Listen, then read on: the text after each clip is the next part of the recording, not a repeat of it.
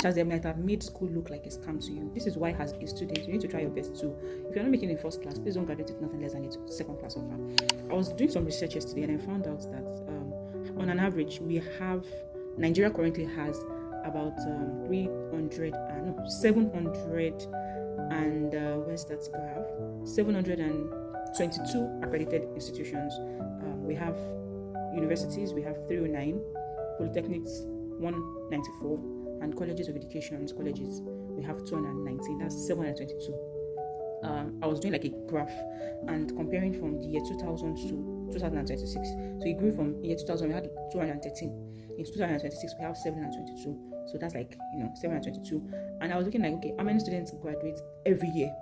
On an average, about 60,000, did I say 60,000? 700,000 students graduate from these higher institutions, these tertiary institutions every year. About 700,000 students join the labor market, a labor market that is already saturated, a labor market that already has a lot of people. And out of that 700,000, I did another analysis to say, okay, how many graduate trainee jobs are listed on an average every year?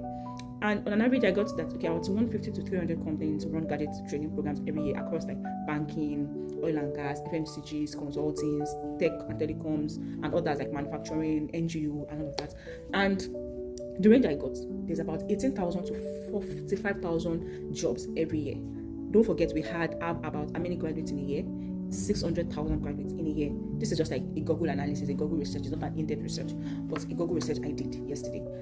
And if we have about 600,000 students joining the labor market every single year, and just about 18,000 to 45,000 jobs, that's like that 18,000 to 45,000 jobs. I doubt it. I don't think so, but that's what Google gave me, right? That's what my research gave me. Just to say, if we even say 18,000, okay, let's even say 40,000 jobs every year, which is not, I don't think so, but 40,000 jobs, 40,000 over 600,000 is just about 7%. Like the jobs that are available is just for about 7% of graduates.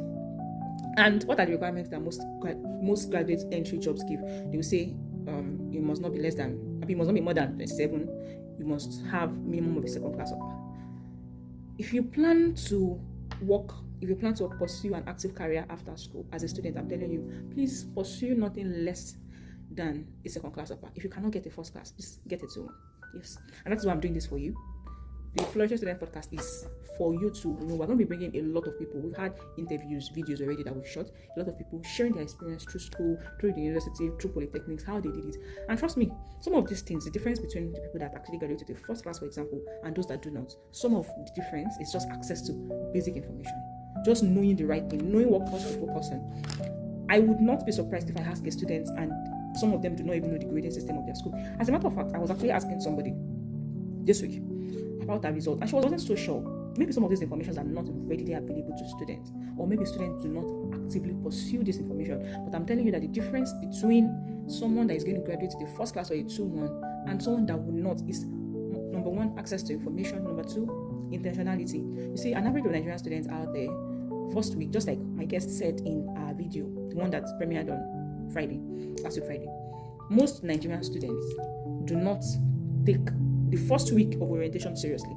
And when she said it, I said I can't relate, because I can't remember my first week orientation. I don't even know.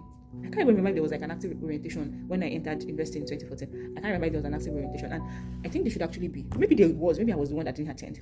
Those orientation weeks are where schools actually should try to teach the new student about the requirements of each courses, requirements of each department, requirements of each peculiarities of each department, what they should be paying attention to and what they should not be paying attention to. And just like you mentioned, if those informations are not accessible, you as a student that know why you are there, you need to go after those information. You need to find them. You need to ask questions. You need to ask your seniors. You can approach your lecturers. You can approach your faculty officers. We have some officers in each department. I know about my school. I know it should be everywhere, right? We have officers in each department that you can approach and ask questions.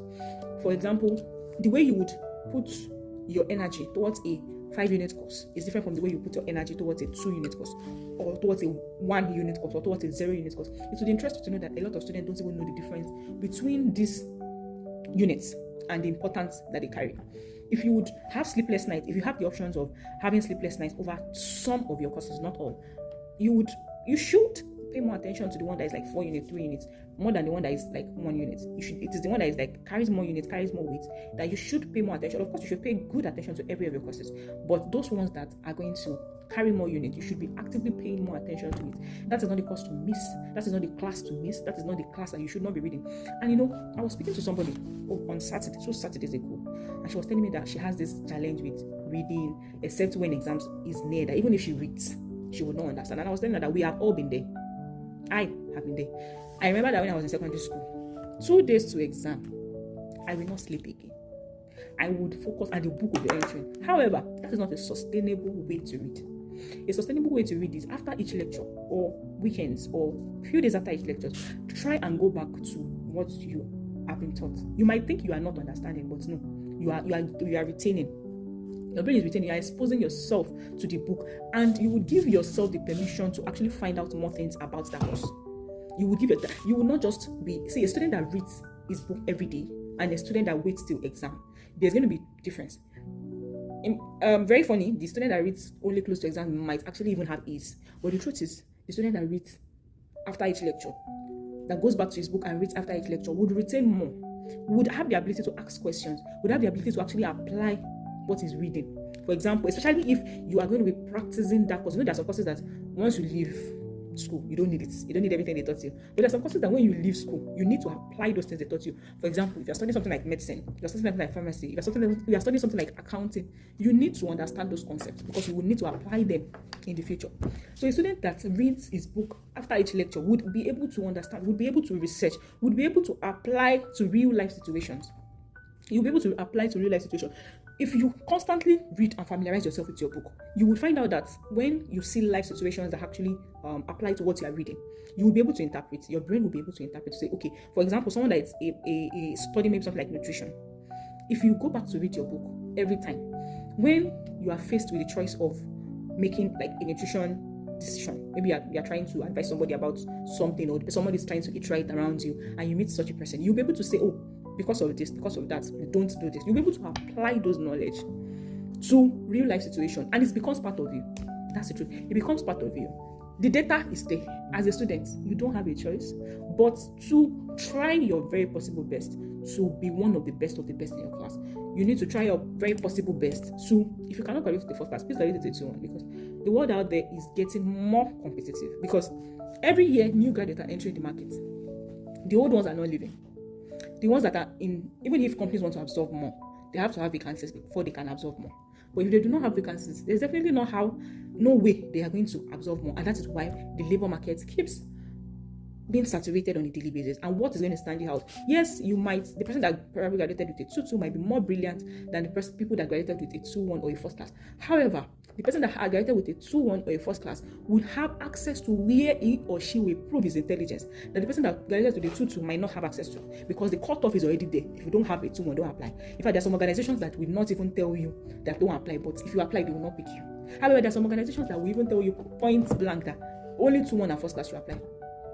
So why would you not want to try your best? If you're already in 400 level, 300 level, it might be not possible again. But if you're in 100 level, you're about to enter, which is my focus for this YouTube channel.